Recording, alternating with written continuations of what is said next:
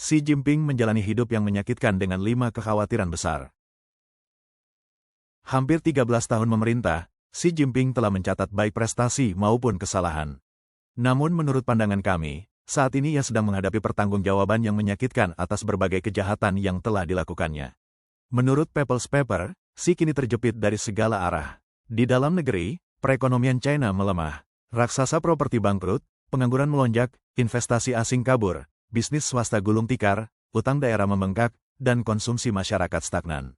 Di luar negeri, hubungan dengan Amerika Serikat dan Barat merosot ke titik terendah dalam sejarah, yang menyebabkan krisis diplomasi dan perdagangan China, di tengah desas-desus tentang kemungkinan jatuhnya Xi dari kekuasaan.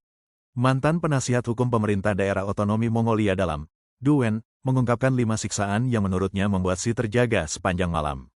1. Kesepian dalam kekuasaan tertinggi. Semakin besar kekuasaan Xi, semakin besar pula keterasingannya.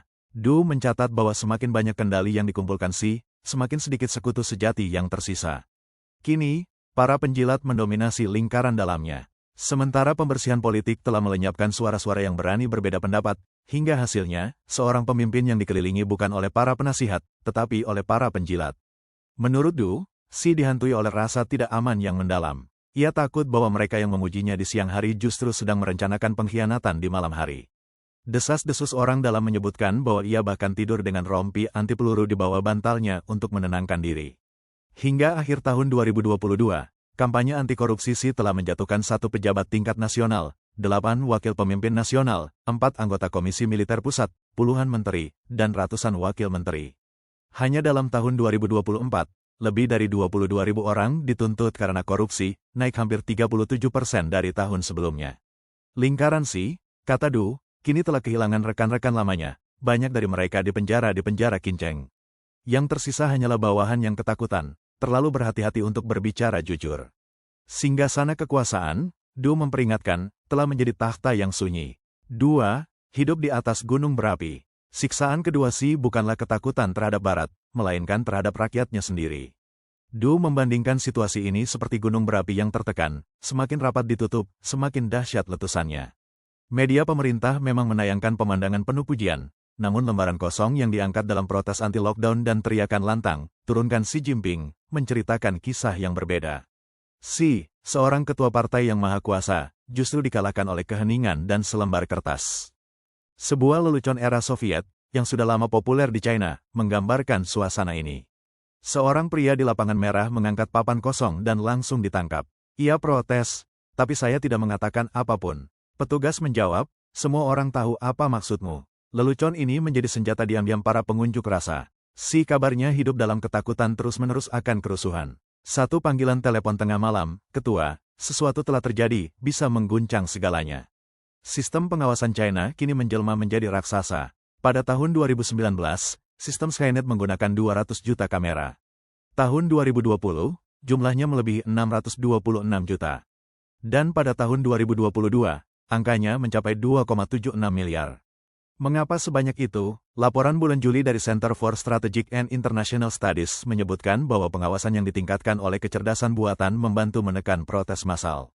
Laporan Stanford tahun 2020 memperingatkan bahwa sensor, propaganda, dan pengawasan massal telah memberi Partai Komunis kendali yang belum pernah terjadi sebelumnya atas kehidupan warga, mengancam kebebasan, keselamatan, dan otonomi. 3. Tahanan mesin informasi buatannya sendiri. Mimpi buruk ketiga Xi adalah ilusi yang ia ciptakan sendiri sebagai arsitek sistem sensor China. Kini, ia hidup di dalamnya. Du mengatakan bahwa filter yang dibuat untuk melindungi rezim dari kritik kini juga membutakan Xi sendiri. Alih-alih realitas, Xi hanya menerima pujian. Alih-alih fakta, ia menerima laporan yang sudah disaring. Ia, ujar Du, seperti pengguna internet yang menyelinap diam-diam membaca laporan rahasia di tengah malam demi mencari kebenaran.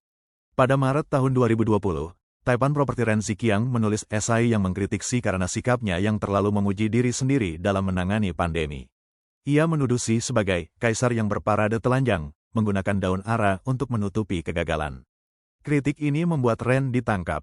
Xi, kata Du, terjebak dalam sebuah paradoks. Ia mengandalkan propaganda untuk mempertahankan mitos tentang dirinya, namun diam-diam membencinya karena menutupinya dari kenyataan yang sesungguhnya, seperti kaisar dalam dongeng, pakaian baru sang kaisar. 4. Dihantui oleh penilaian sejarah. Siksaan keempat Xi adalah obsesinya terhadap warisan sejarah. Ia ingin dikenang sebagai sosok besar dalam sejarah China, tetapi juga takut dicemooh. Pada tahun 2018, Xi menghapus batas masa jabatan presiden, mematahkan tradisi 2 dekade dan menandakan kembalinya kekuasaan seumur hidup.